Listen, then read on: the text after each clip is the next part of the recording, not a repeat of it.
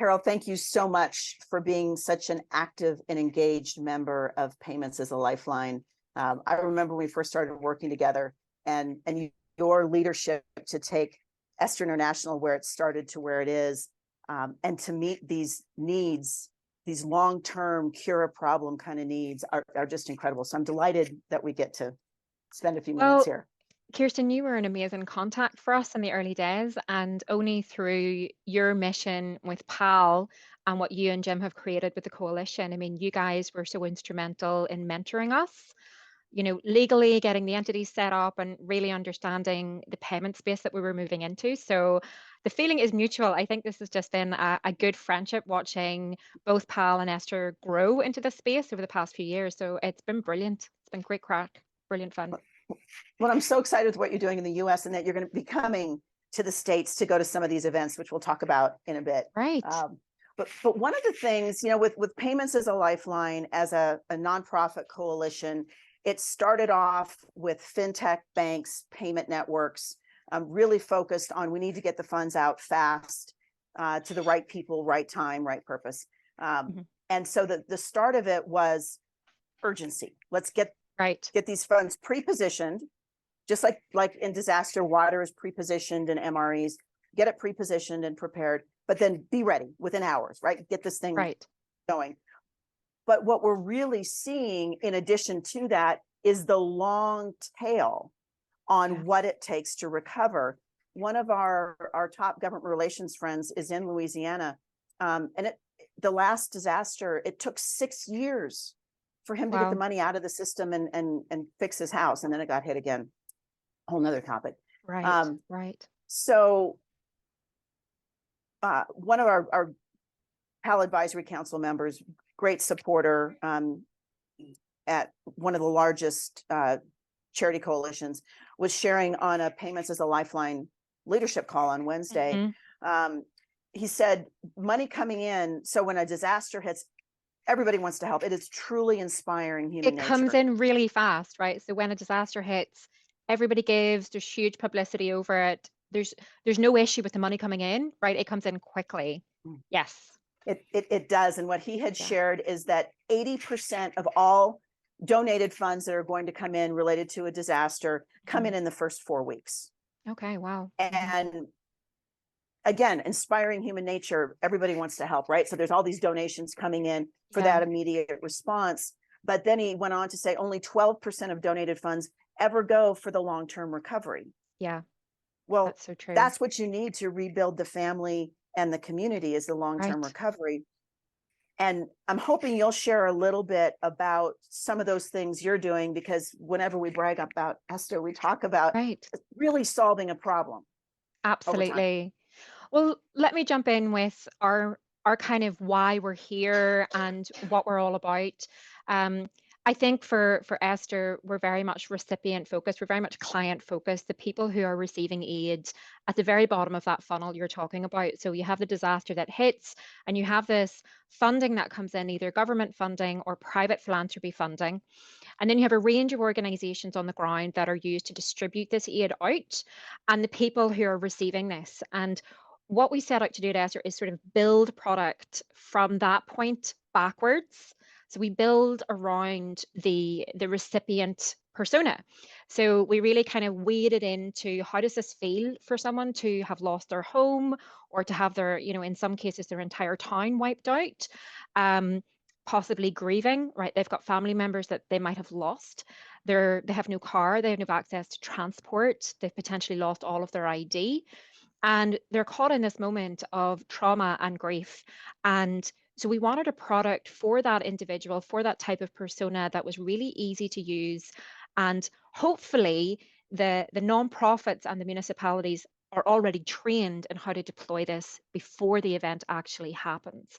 Because you can imagine, in that type of complex situation, in a disaster, getting financial aid out is complex. When the infrastructure is uncertain, people are in trauma and grief, there's potentially many different organizations trying to work together to deploy this aid, and then understanding who's actually on the receiving end of that for any type of audit log.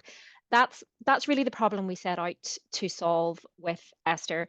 So our recipients have an interface that they can engage with either on a phone, on a website. Even through phone calls, they can access services from ESTHER. And then there's a variety of different ways that we can deploy cash. We prefer a prepaid card method, which I know is really what you're all about at PaaL, as well as payments as a lifeline. Prepaid cards are so easy to use. They're easy to deploy on bulk. They're easy to register people on bulk with. And then we can work with who gets to receive that payment. We can lock that down to different merchants that are pre-approved, or it can be wide open depending on how these organizations want to work within that disaster zone. So that's kind of where we've worked from. A lot of organizations work from the other way around. They work from what do the funders want, what do the organizations want? And then it all kind of gets congested, and the recipient or the client on the receiving end gets forgotten about in the product building stages.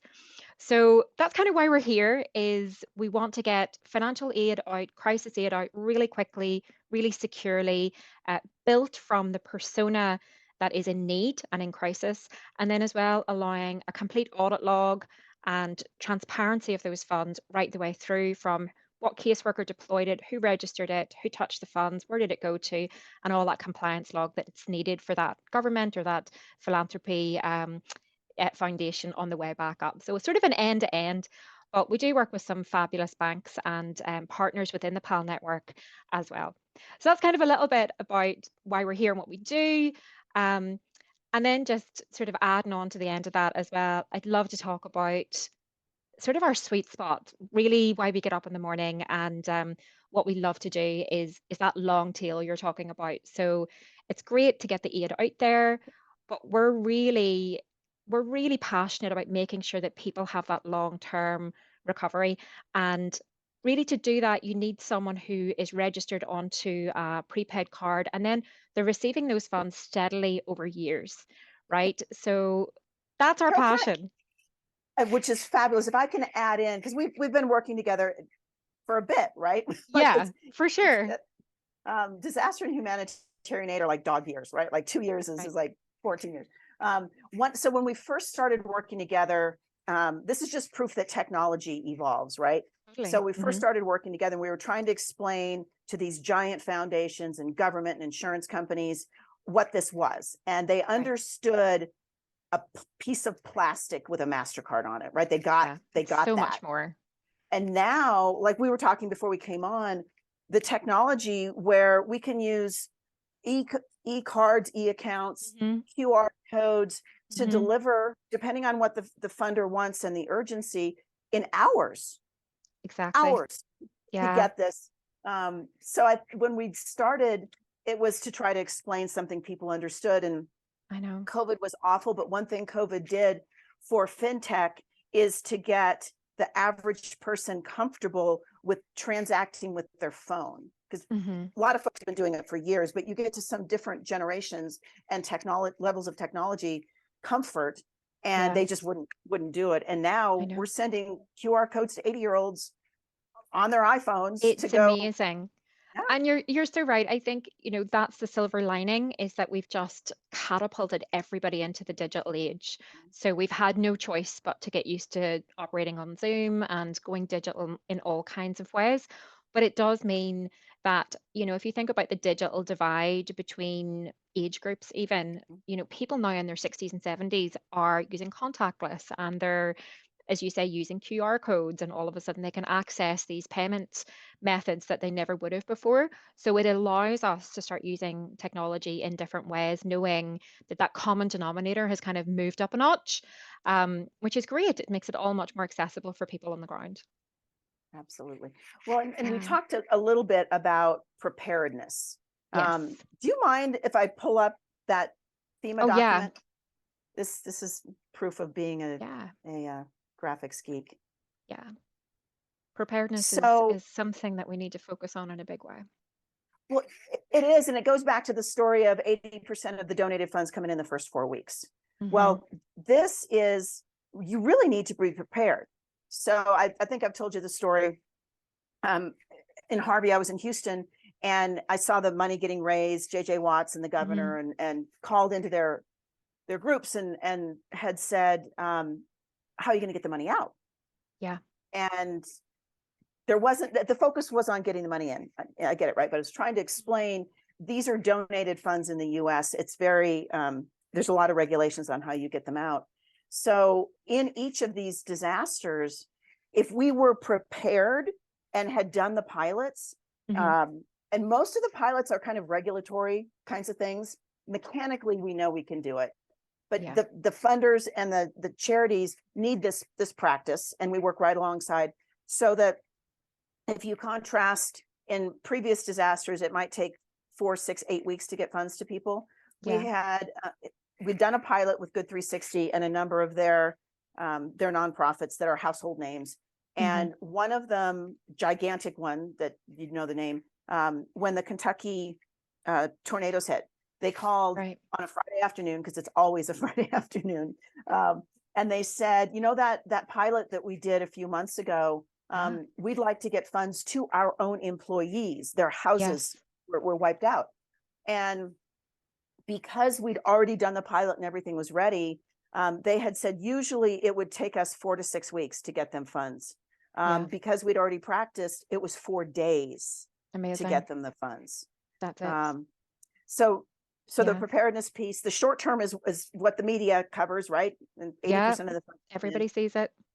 But this long term, depending on the disaster, can be 2, 3, 4, 5, 6 years.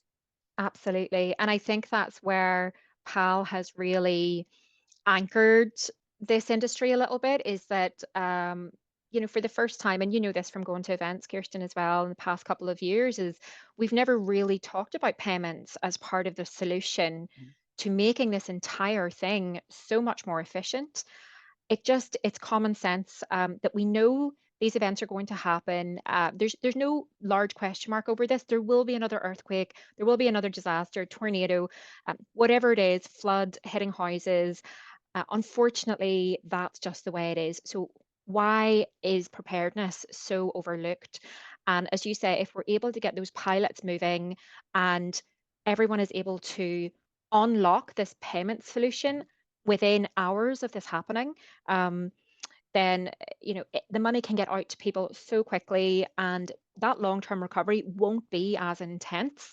I think that's really and that's what I'm hoping to see with your graph there and your graphics, is that once the industry starts to really operate in preparedness, that we will see that long tail begin to shorten if we can get aid out much quicker, much more efficiently. And all of the compliance that people want in terms of dispersing these funds, if we can tick all of those boxes well, and then get that aid out nice and quick, that long tail recovery will just come and shorten for people. You know, I can't even imagine to be in that situation, having lost everything, to be in trauma and to be in grief, and then also to not have the ability to feed your family, to know that you're going to be living in a shelter for years to come. Potentially you've lost everything, you've lost your business as well. So the least we can do, right? The least we can do with technology and financial services is to make this a heck of a lot more efficient, so that people on the receiving end of these disasters are served in the best way possible. And I think we're making good strides towards that, right? That's why we're showing up at these events. Well, and so much of it is awareness. And with the states, we've got another big election coming up in 2024. Right. And the pundits will tell you that waste, fraud, and abuse is on the ballot, based on the fraud that had come out of very well-intentioned programs. And that's part of the power of the payments as a lifeline partners, is that's validating the person is who they say they are, that they are indeed eligible for the benefits. If the funder says, I want to make sure that families have housing and food for the next 6 months, then the funds that go to that family, as you said earlier, they could be guardrailed so that they are only spent at merchants that offer housing and food. And that goes to what you'd mentioned earlier about, this is about dignity for the recipient. It's about speed and security for the funder, whether that's a municipality, government of some type, or a foundation. They get the report back to say, not how Carol spent her money, but Carol was part of this $50 million dispersal. and Yeah. 11% went to transportation and 20% to food. And when we've shown the pilot partners those graphs, those pie graphs, their eyes have gotten real big and said, Mm-hmm. where'd you get the data? Well, the data Right. exists. Every time you spend at a merchant, that data is captured. It's just for the first time ever, the financial services and fintech industry has come in to say, let's point those tools at humanitarian Exactly. financial aid. And from that information, so much can be learned. Social scientists can really look at that and see, right, well, what do we need more of in a disaster circumstance? So there's a lot of policy reform and disaster preparedness, protocol that can be put in place by looking at all of that information. So that's one of those things that we're really excited about is how when we not only can payments and efficiency in payments make the recovery for people much more achievable and reduce that long tail kind of burnout of an area, I suppose. But also it allows the policymakers to prepare for this in better ways, making sure that there are those things in need stocked and ready for people when they need them.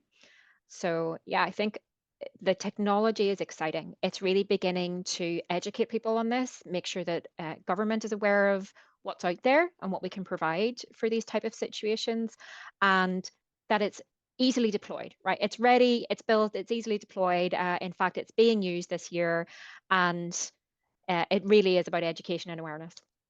Absolutely. So, Carol, if we take the next wrap up 5 minutes, can Sure. you share about, if this is your preferred story, but about the work you're doing with municipalities? Yeah, absolutely. So we work with foundations and nonprofits as well as municipalities. But what we're working in municipality world is they're very much about compliance and audit log. So when a municipality receives state funding for something, there's tight controls around it, tight compliance around it. And so we're able to work with, the ESTHER platform to have that money in a holding account in the ESTHER platform, and then they can divvy that up into different programs that need funded throughout that city, throughout that geography. So instead of them using various different types of payment methods and different platforms, they can use one streamlined product. They know exactly where that funding is going, and then they can add in agencies and referral partners underneath them as they need to. For example, there's a municipality that we're working with at the moment that has a regional development grant, and there's a lot of compliance around that. So they can set a program up and add in various controls and compliance around that, and then deploy that money out to veterans in the city who are registered and deploy that onto a prepaid card really quickly. So we're not just working in disaster relief with payments. We're working on like long-term sustainable development work as well. So that's what we're doing with municipalities. And we're also seeing that these guys, these kind of city councils are also working to get crisis aid out into human services organizations as well. So this is looking at chronically low income geographies within the city and looking at potentially, LGBTQ communities that are very much overrepresented in the homeless community. And so they can set these specific programs up with whatever rules and regulations they want around them. Some of them might have less compliance and restrictions than others, but it does allow them to work with certain grants and certain finance pots and deploy that aid out into the city with that same transparency. And, prepaid cards are really brilliant and accessible for everybody at the moment. So we're doing a lot of work in terms of sustainable development work, and through different causes, we're seeing municipalities want to use this for youth projects as well. We're seeing people use this for teenagers coming out of the care system who have that gap when they're sort of turning 16, 17, 18. They're beginning to get a little more independent, but some of them are still wrestling with homelessness and potentially even addiction, and maybe even don't have enough funds for their education. And we're seeing state money fund some of that as well. And the ESTHER platform again can be used to deploy that aid out. So it's been adopted by municipalities as a way of very flexibly creating different programs across the city and getting all of that audit log back for state level as well. I love that. And I know you'll be ready shortly to share some Yes. real life case studies. Yes, on that. So absolutely. Yes. whoever's listening, stay tuned because Stay that will be tuned. We've coming. got some case studies Yes, coming out. Yeah, yes. for sure. So thank you for taking You're time. This was so welcome. much fun.